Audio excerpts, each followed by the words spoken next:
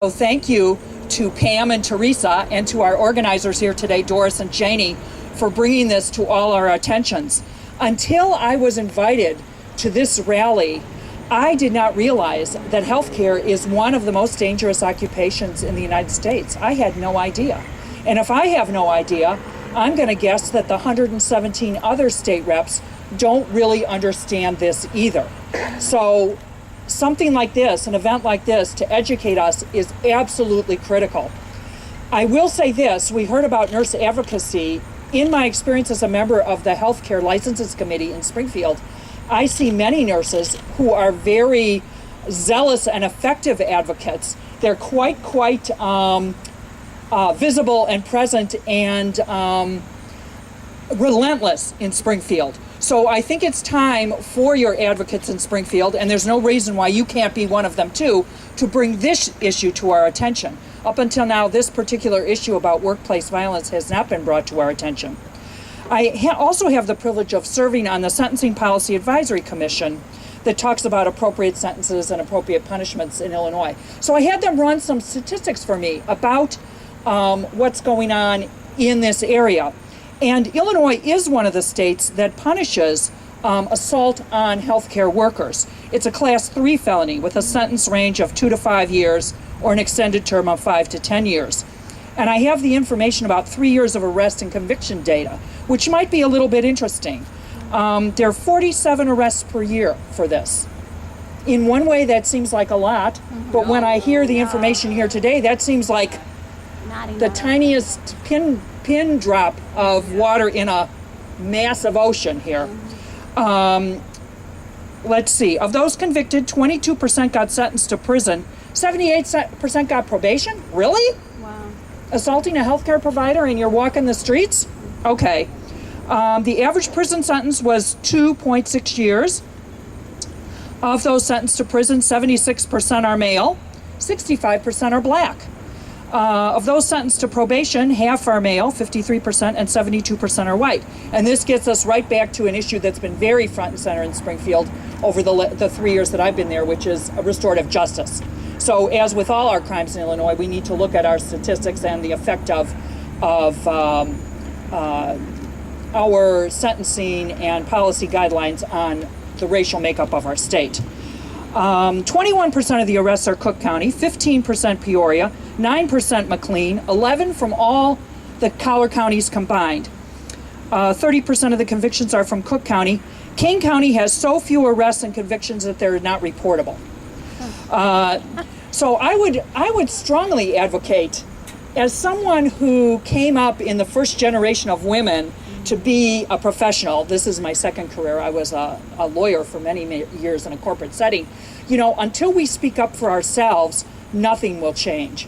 We really, I can't say it as well as Doris and Janie have said it, but don't be a martyr for this profession. Definitely stand up for yourselves and be heard.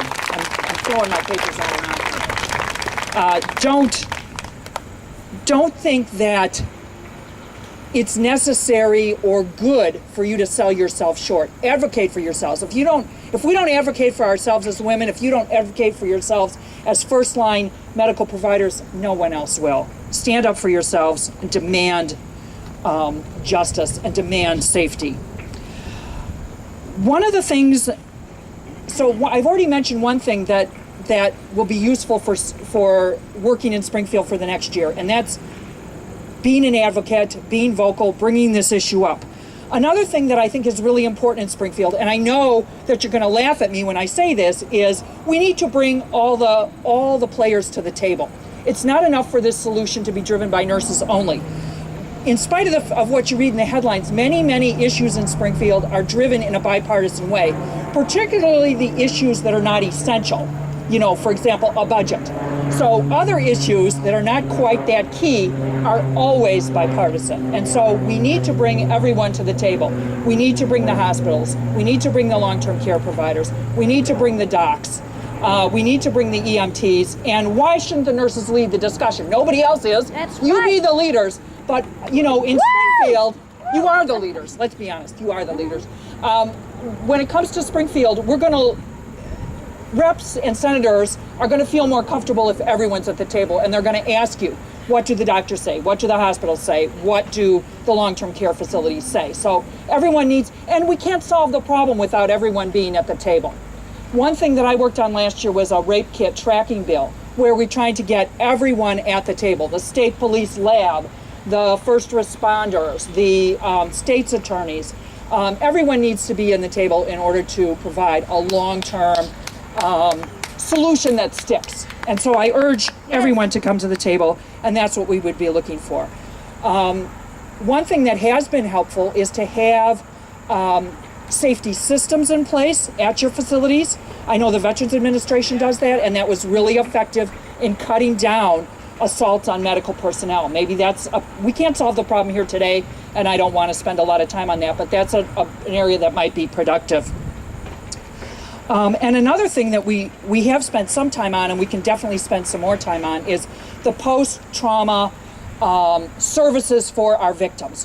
One thing that we've learned with restorative justice is that that victims need aftercare. In order for the cycle of violence to be broken, there need to be services for folks that have been victimized. And for people to say that they weren't seriously injured, that's just wrong, and it's outrageous to even say that or suggest that. It's as a woman, that's not okay. So those are some things that I will be advocating for, that I will be looking for.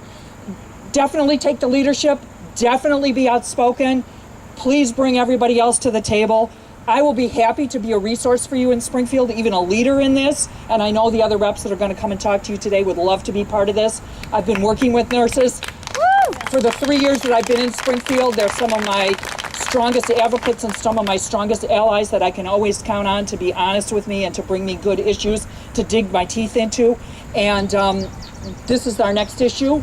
Please be in touch with me as the session picks up again next January. I'll be looking to your leaders here and the nurses in my district to bring this home for us. Have a great day today, and keep up the dialogue. Raise your voices. Never stop. Thank you. Thanks.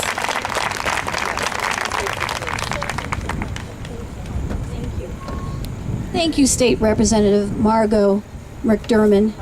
What a really good speech about what we need to do as nurses and how we need to facilitate the conversation, not just in your homes or in your hospitals, but also in Springfield. And that